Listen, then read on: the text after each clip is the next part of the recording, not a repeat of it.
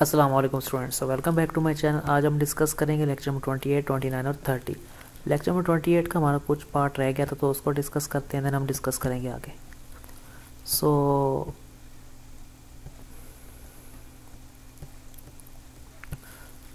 हम लोगों ने डिस्कस किया था एडजस्ट लिस्ट क्या होता है, एडजस्ट मैट्रिक्स क्या होती है। तो मैंने कहा था ये नेक्स्ट वीडियो में आपको एक्सप्लेन करूँगा। तो यहाँ पे आप लोगों को एक ग्राफ नज़र आ रहा है आप लोगों को। तो 1 से वर्टेक्स 2 पे भी जा रहा है, 1 से 3 पे भी जा रहा है और 3 से 2 पे जा रहा है, 2 पे 3 से जा रहा है। तो यहाँ पे एक बात याद रखिएगा, सबसे पहले हमने एडिशन मैट्रिक्स कैसे क्रिएट करनी है। तो 1 2 3 रो वाइज कॉलम वाइज लिख लेंगे। हम लोग जानते हैं मैट्रिक्स कैसे ड्रा करते हैं। तो 1 से जितनी वर्टिसेस हैं, 1 से वर्टिस 3 पे जा रही है, 2 पे जा रही है, तो वहाँ पे 1 1 आ जाएगा। और 2 से वर्टेक्स सिर्फ किस पे जा रहा है, 2 से वर्टेक्स 2 से एज जा रहा है 3 पे। तो 2 से एज जा रहा है 3 पे, वहाँ 1 आएगा। बाकी 2 से 1 पे भी एज नहीं जा रहा और 2 से 1 पे भी नहीं जा रहा और 2 से 2 पे भी नहीं जा रहा, तो 0 आ गया। 1 से 1 पे भी जा रहा है एच, तो इसलिए ही हमने 1 लिखा है। मतलब मीन टू से कि 1 से 3 के दरमियान भी पाथ है, 1 से 2 के दरमियान भी पाथ है।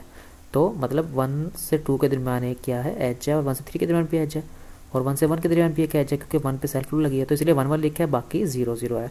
इस तरह 3 से 1 पे भी हमारे पास कोई पाथ नहीं, तो 0 आ गया। अदरवाइज 3 से 2 पे एक पाथ है, तो वहाँ पे 1 आ गया। और जैसे लिस्ट कैसे क्रिएट करनी है, यहाँ पे नोट्स क्रिएट किया। पहला डाटा पार्ट होता है, दूसरा पॉइंटर पार्ट होता है। मतलब डाटा पार्ट में हमने 1 विजिट करा 2 को, देन 3 को, फिर 3 विजिट करा 2 को, 2 विजिट करा 3 को, और जो पॉइंटर पॉइंट करा नेक्स्ट नोट को। तो ये लेक्चर नंबर 28 था। अब 29 पे आते हैं। तो यहाँ पे हमारे पास बहुत ही मज़े के टॉपिक्स हैं।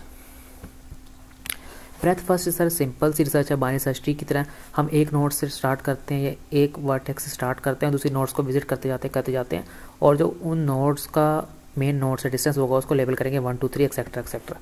तो अब यहाँ पे आपको समझाता हूँ।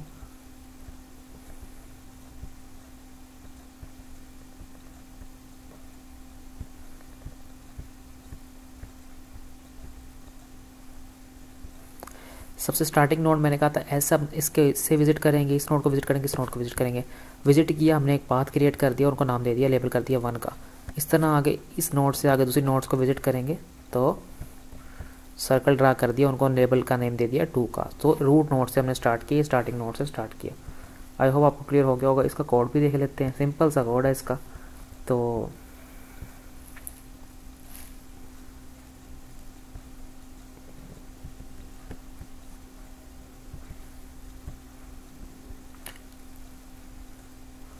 जो हमारे पास डेप्थ फर्स्ट रिसर्च होती है, उसके अंदर हम लोग ये देखते हैं कि पुश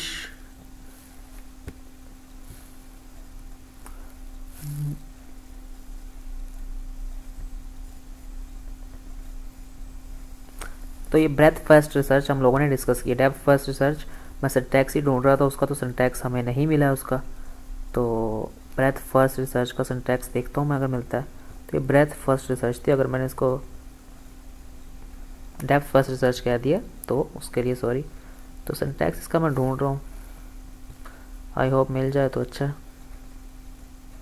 डेप्थ फर्स्ट का सिंटैक्स है। चलो डेप्थ फर्स्ट को डिस्कस करते हैं। डेप्थ फर्स्ट रिसर्च होती क्या। देखो ये भी एक सिंपल सी रिसर्च है। अब एक टाइम कम्प्लेक्सिटी तो बता दूं आप लोगों को, ब्रेथ फर्स्ट रिसर्च का क्या होता है। टाइम कम्प्लेक्सिटी होता है जो ब्रेथ फर्स्ट रिसर्च का होता है, ऑर्डर ऑफ, ये पेपर में पूछ सकता है आप लोगों से, b⁻d। तो याद रखिएगा उसका v+e होता है ऑर्डर। तो अब ये lecture number I think so 30 में ही ज़्यादा अच्छे से एक्सप्लेन है, यहाँ स्लाइड से ढूंढना मुश्किल हो रहा है। तो डेप्थ फर्स्ट रिसर्च क्या होती है, सिंपल सी रिसर्च है। इसमें क्या होता है कि जैसे हम किसी महल में एंटर होते हैं और दूसरे रूम्स को हम विजिट करते जाएं, और सेम रूम्स को भी दोबारा विजिट कर सकते हैं, मीन घूम फिर के दोबारा उन रूम्स पे भी आ सकते हैं, हम आ जाएं। तो रिकर्सिवली भी जा सकते हैं, नॉन रिकर्सिवली भी जा सकते हैं। तो यहाँ पे हमने क्या करना है, इसको सिंपली एक्सप्लेन किया मैंने। देखो इस तरह से हम नोड्स को विजिट करेंगे।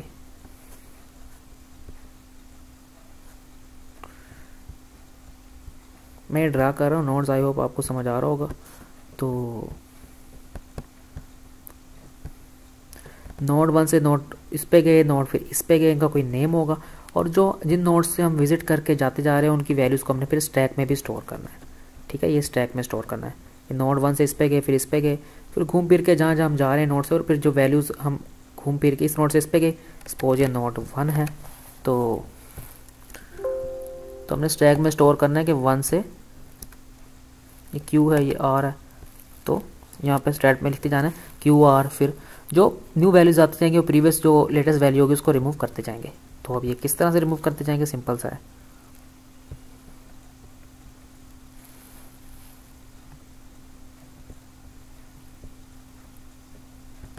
स्टार्टिंग पॉइंट स्टैक एम्प्टी है, स्टैक में कोई चीज़ नहीं है, ठीक है। अब ग्राफ है तो इसलिए 2 पेयर्स लिख रहे हैं हम, ये एज और ये वर्टेक्स है, ठीक है। हम ग्राफ में जानते 2 पेयर्स लिखते हैं वहाँ पे स्टैक में।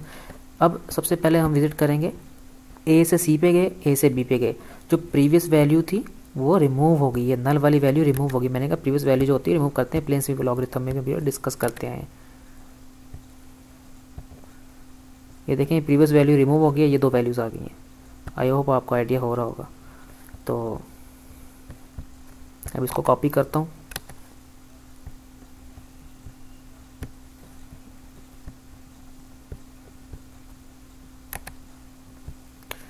अब आप मुझे ये बताएं कि जो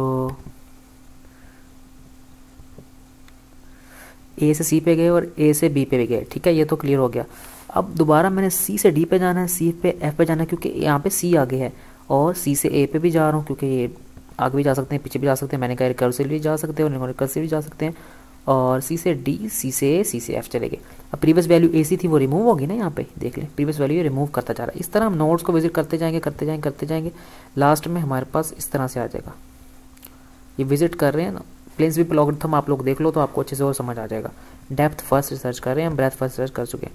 तो ये लास्ट में हमारे पास डी बचा। अब डी से दोबारा इधर सब वैल्यू से दोबारा डी पे जाएंगे तो ऑब्वियसली हमारे पास जो स्टैक होगा वो एम्प्टी हो जाएगा, क्योंकि दोबारा प्रोसेस स्टार्ट हो जाएगा ना, इसके बाद इस पे आएंगे तो ये दोबारा प्रोसेस दोबारा स्टार्ट हो जाएगा, तो इसलिए स्टैक एम्प्टी हो जाएगा। तो यही इसका कोड था। अब कोड दिखाता हूँ आप लोगों को क्या कह रहा है कोड में। सबसे पहले पुश, स्टैक के अंदर कोई एक वैल्यू है, ठीक है, एम्प्टी है, एस है, ठीक है, स्टैक का नाम है एस या एम्प्टी वैल्यू है। कहता है जब स्टैक एम्प्टी नहीं होगा तो उसके अंदर वैल्यूज़ हम पुट करते जाएंगे करते जाएंगे। अगर स्टैक के अंदर कोई वैल्यू नहीं है, सबसे पहले एक वैल्यू लेंगे, 2 लेंगे, 3 लेंगे। पेरेंट नोड से हमने स्टार्ट किया, एस नोड से स्टार्ट किया, और ये चलता जाएगा, काम चलता जाएगा चलता जाएगा, स्टैक के अंदर वैल्यूज पुश करते जाएंगे। साथ साथ एक्सप्लेन भी करें। इसका टाइम कम्प्लेक्सिटी ये है वी प्लस ये, ठीक है, ये याद रखिएगा, ओवरऑल रनिंग टाइम।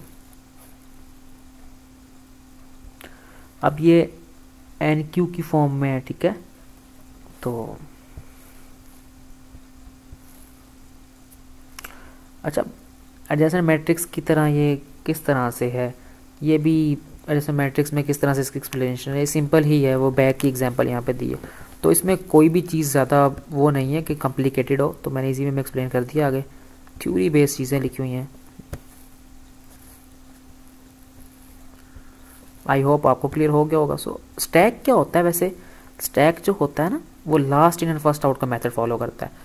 मीन अब स्टैक के अंदर वैल्यूज एंटर करती जा रहे हैं, लास्ट से वैल्यू ऊपर से एंटर होती जा रही है, और नीचे वाली वैल्यूज क्या होती जा रही है, रिमूव होती जा रही है, रिमूव होती जा रही है। प्रीवियस जो लेटेस्ट वैल्यू होती है वो रिमूव होती जाती है और ऊपर वाली वैल्यूज एंटर करते हैं। Last in and first out का मेथड होता है, लास्ट से वैल्यूज एंटर हो रही है ऊपर से, और नीचे वाली वैल्यूज जो हो रही है रिमूव हो रही है, नीचे वाली जो लेटेस्ट वैल्यू वो रिमूव हो रही है। आई होप आपको क्लियर हो गया होगा DFS क्या होता है और ब्रेथ फर्स्ट सर्च ट्री क्या होता है। तो नाम इनके बड़े ना मिक्सअप हो रहे हैं मुझे, depth first tree and breadth first tree जो भी है। तो ब्रेथ फर्स्ट सर्च है और DFS डेप्थ फर्स्ट सर्च है, ब्रेथ और डेप्थ फर्स्ट सर्च के ट्रीज हैं। तो आई होप आपको अंदाज़ा हो गया होगा। स्टैक को उसने बैग का नाम दे दिया, ठीक है, एक बैग है उसके अंदर आइटम्स ऐड कर रहे हैं ऐड कर रहे हैं ऐड कर रहे हैं। इन केस बैग फुल हो गया तो आइटम्स हमें निकालने पड़ेंगे, और दोबारा अगर बैग के अंदर आइटम्स ऐड करने तो प्रीवियस निकालने पड़ेंगे, देन ही न्यू ऐड करेंगे। तो यही था आज के लेक्चर में। वीडियो पसंद है चैनल को सब्सक्राइब करें, वीडियो को लाइक भी करा करें प्लीज़, और शेयर कर दीजिएगा। टेक केयर, अल्लाह हाफिज़।